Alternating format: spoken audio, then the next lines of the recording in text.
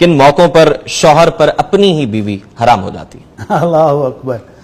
تو یہ بھی کچھ ایسے مواقع ہیں جو ہماری فلمیں اور ڈرامے نہیں سکھاتے. بالکل.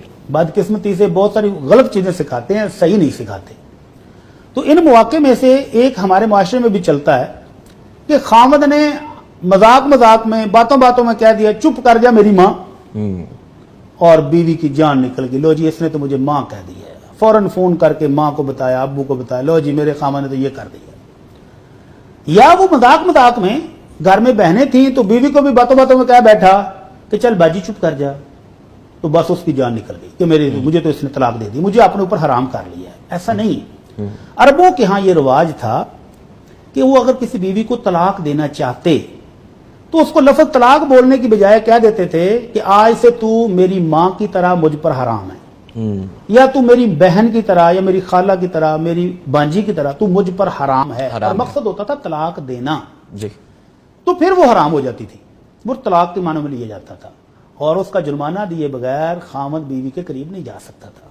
اور سورہ مجادلہ 28واں پارہ شروع ہو رہا ہے. ایک بوڑھی صحابیہ ہیں سیدہ خولہ رضی اللہ عنہا، وہ شکایت لے کر آگے نبی علیہ السلام کے پاس، اور ہماری عائشہ کہتی ہیں قربان جاؤں میں اپنے رب کے کہ میرے ہی حجرے میں بیٹھ کے وہ بوڑھی اماں آہستہ اللہ کے نبی کو بات بتا رہی تھی اور مجھے سنائی نہیں دے رہی تھی، سمجھ نہیں آ رہی تھی کیا کہہ رہی ہے. اور اللہ نے ساتوں آسمانوں کے اوپر اس کا شکوہ سنا بھی اور جواب میں پوری سورت نازل کر دی.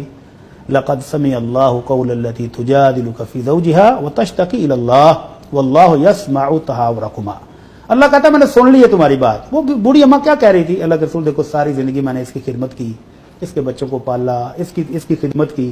اب میں بوڑھی ہو گئی ہوں تو مجھے طلاق دے رہا ہے، مجھے کہہ رہا ہے کہ تو آج کے بعد میری ماں کی طرح ہے، مجھ پر حرام ہے. تو اللہ نے کہا نہیں، یہ منہ سے بولنے والے لفظ جو ہیں یہ اس سے حرام نہیں ہوتی. البتہ تو نے یہ غلط بات جو کی ہے نا، اس کا جرمانہ یہ ہے کہ غلام آزاد کرو، اور غلام آزاد کرنے سے پہلے بیوی کے قریب نہیں جانا. اور اگر غلام آزاد کرنے کی طاقت نہیں ہے تو 60 روزے رکھو مسلسل. اگر درمیان میں گیپ آیا تو پھر گنتی 1 سے شروع. اچھا مفتی صاحب، اگر یہ ہوش و حواس میں کہا گیا تو پھر اس صورت میں غلام ہوش و حواس میں اگر نیت ہو طلاق دینے کی، نیت بھی ہو، تو ٹھیک ہے، پھر ہے یہ زہار، اور پھر اس سے بیوی حرام ہو جاتی ہے جب تک وہ کفارہ نہ دے لے. ٹھیک ہے. 2 مہینے کے روزے یا 60 مسکینوں کو کھانا. اس سے پہلے وہ بیوی والے تعلقات نہیں بنا سکتا. ایک غلام کی صورت میں اور روزوں کی صورت 60 روزے مسلسل یا 60 مسکینوں کو کھانا. یہ ہے جب وہ بیوی کو طلاق دینے کی نیت سے یہ لفظ کہے. اور اگر وہ ونسی مذاق میں ایسے منہ سے نکل گیا ہے کہ تو میری ماں ہے، یا باجی چپ کر جا، یا بہنا خاموش ہو جا، تو ان الفاظ سے وہ اظہار نہیں ہوتا اور نہ ہی حرام ہوتی. تو اللہ نے کہا نہیں، یہ منہ سے بولنے والے لفظ جو ہیں یہ اس سے حرام نہیں ہوتی. البتہ تو نے یہ غلط بات جو کی ہے نا، اس کا جرمانہ یہ ہے کہ غلام آزاد کرو، اور غلام آزاد کرنے سے پہلے بیوی کے قریب نہیں جانا. اور اگر غلام آزاد کرنے کی طاقت نہیں ہے تو 60 روزے رکھو مسلسل. اگر درمیان میں گیپ آیا تو پھر گنتی 1 سے شروع. اچھا مفتی صاحب، اگر یہ ہوش و حواس میں کہا گیا تو پھر اس صورت میں غلام ہوش و حواس میں اگر نیت ہو طلاق دینے کی، نیت بھی ہو، تو ٹھیک ہے، پھر ہے یہ زہار، اور پھر اس سے بیوی حرام ہو جاتی ہے جب تک وہ کفارہ نہ دے لے. ٹھیک ہے. 2 مہینے کے روزے یا 60 مسکینوں کو کھانا.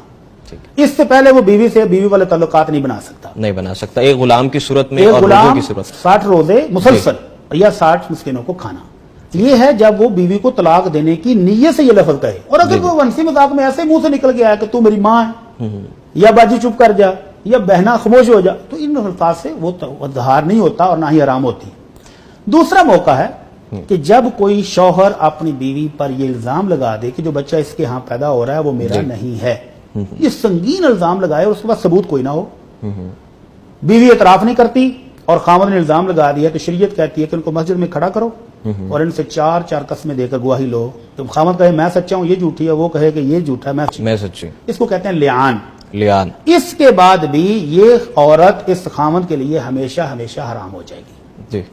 تیسری صورت ہے کہ جب خامد نے 1 طلاق دی، صلح ہو گئی، دوسری مرتبہ پھر کبھی دے دی، پھر خاندان نے صلح کرا دی، اور اگر اس نے پھر تیسری بھی دے دی تو اللہ کہتے ہیں فَإِن طَلَّقَهَا فَلَا تَحِلُّ لَهُ حَتَّى تَنكِحَ زَوْجًا غَيْرَهُ. تو یہ بیوی اس خامد پر حرام ہو جائے گی اس وقت تک کہ یہ خاتون کہیں اور شادی کرے، اور وہ خامد فوت ہو جائے یا وہ اپنی مرضی سے اس کو طلاق دے دے تو یہ واپس آ کر سابقہ شوہر سے نکاح کر سکتی ہے. اس وقت تک یہ اس پر حرام ہو جائے گی. تو یہ چند ایک صورتیں تھی جس میں بیوی خامد کے لیے حرام ہو جاتی ہے.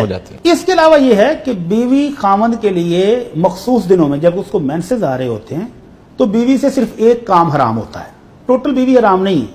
خامد اس کے ساتھ لیٹ سکتا ہے، प्यार मोहब्बत की बातें कर सकते हैं, उससे खाना खा सकता है, उससे कपड़े ले सकता है, घर के सारे काम काज चलते रहेंगे, सिवाय एक काम के कि मियाँ बीवी के जो मखसूस ताल्लुकात हैं जी। वो मेंसेस के दिनों हराम हो जाते हैं। हराम हो जाते हैं, बिल्कुल। तो कुछ लोग समझते हैं कि बीवी टोटली उस पर हराम है, नहीं, ऐसा नहीं है। इस्लाम ने तो बहुत खूबसूरत, बहुत नरमी बहुत वाला, खूबसूरत और बहुत नरमी वाला मामला, बहुत मोहब्बत वाला मामला दिया है। जी। हम देखते हैं कि हमारे यहाँ कुछ तहजीबें ऐसी भी हैं कि वो इन दिनों में खातून को घर से निकाल देते हैं, उसके खाना पीना, बिस्तर, बर्तन, हर चीज अलग कर देते हैं। तो इस्लाम ने बहुत नरमी वाला, बहुत मोहब्बत वाला मामला किया कि ये औरत टोटली हराम और नजस नहीं हो गई, नजस बिल्कुल नहीं। ये उसी तरह पाकीज़ा मोमिन औरत है, अलबत्ता एक मखसूस चीज उसके साथ हराम है, उससे बचो और बाकी चीजें तुम्हारी हलाल।